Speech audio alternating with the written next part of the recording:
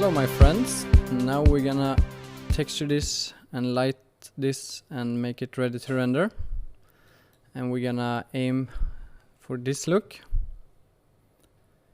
and we will be using Arnold, but I will use general terms so you can follow along with whatever renderer you are using, Octane, Redshift or Native Cinema. So let's get started, and this is where we left off. And first of all, we're gonna add some bevels to everything, make sure we have enough subdivisions on all stuff, and yeah, then we take it from there. So this one, we know that we want some concrete stuff, so we can have a small bevel but not too big. 0.1 will do. And we can also display our lines, because then we see here is probably too much lines, so we can increase this number, and there we go. This ball have two less subdivisions, so bump that up. And for this rail we actually gonna change it a little bit, so let's do that. We want it to be a little bit more curvy, and then I don't want this to be flat. I want it to be slightly angled, so it will catch some light from above as well. So select our rectangle,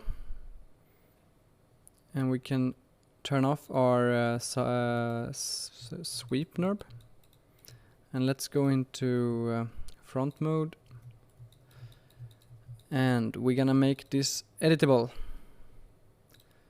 And then we're gonna make a cut here in the middle, so K,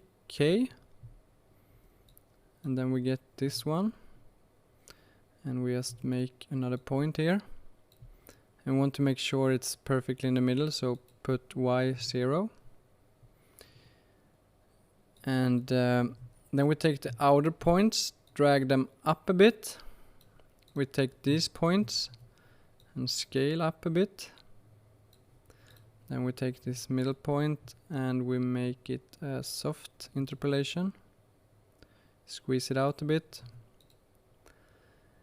And now we're gonna chamfer the outer points, but before we do that I like to save this, because if we're not satisfied with our chamfer, we have a extra copy in here. So command drag down to assets, so we have two. And now we can go ahead and chamfer this. So select all of them, right click, and then we go to chamfer. And around there maybe.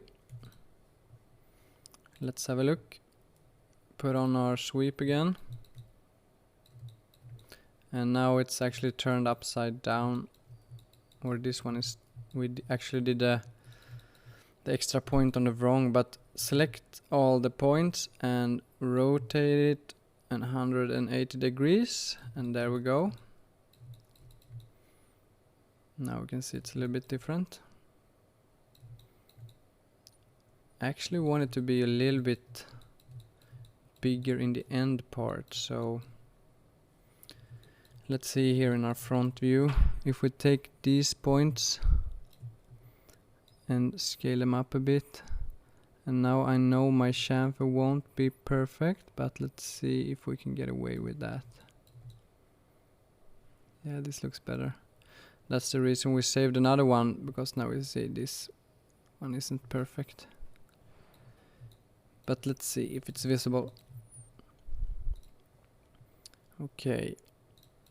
I had a glass ball with some balls inside it, and we're gonna try to recreate that. So if we grab our sphere here, duplicate it, make it smaller, and we can hide our, let's call it glass. Let's just call it glass. Let's hide the glass, and then we see this one, and make less segments on our new sphere here.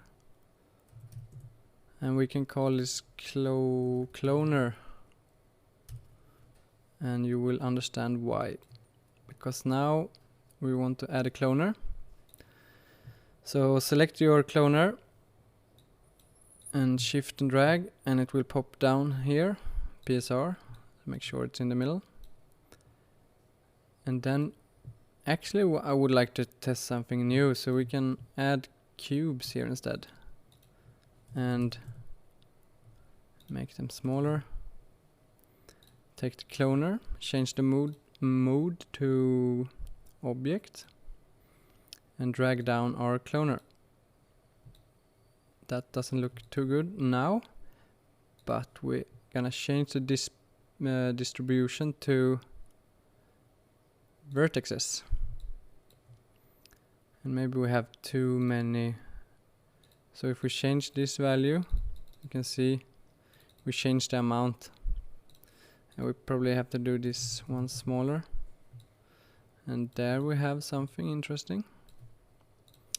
Maybe we can go for something around 18.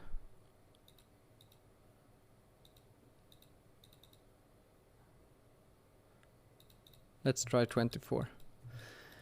And I also want to rotate this because I don't want this part to be in front. So take our cloner and rotate it 90 degrees. So we have this part on the ends.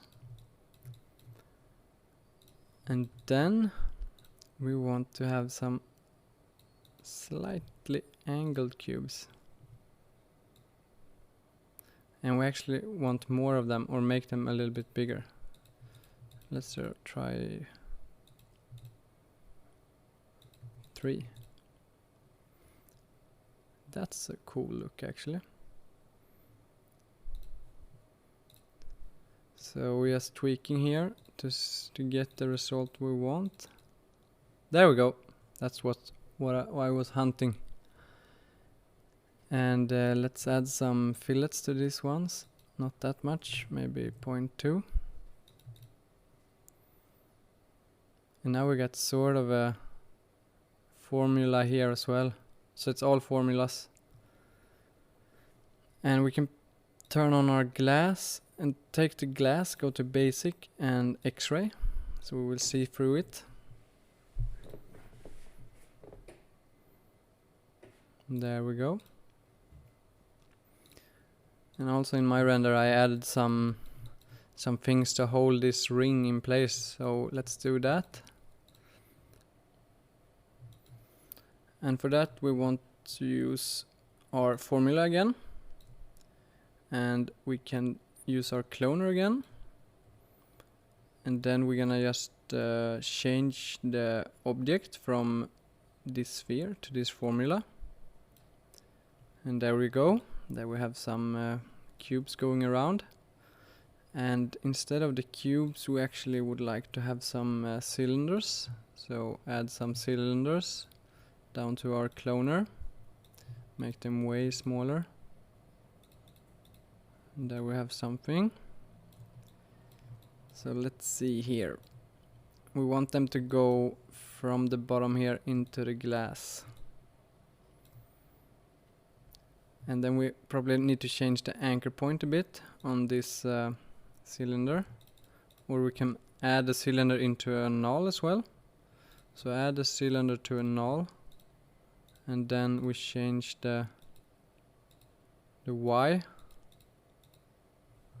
And now we're starting to get a look, but I don't align perfectly here. So maybe we can just change the rotation a bit.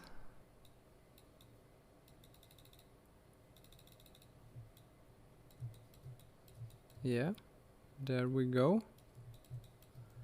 And now they actually go inside the glass, so we're gonna make them a little bit smaller. Maybe around there. Yeah, I think that will do. And maybe a little bit smaller in the radius as well. Nice. So I think we get all our mesh ready to be textured now. But before we do that, we're just gonna add a background. And for that we're just gonna use a plane. Change the orientation to, what can it be, X. and move it back.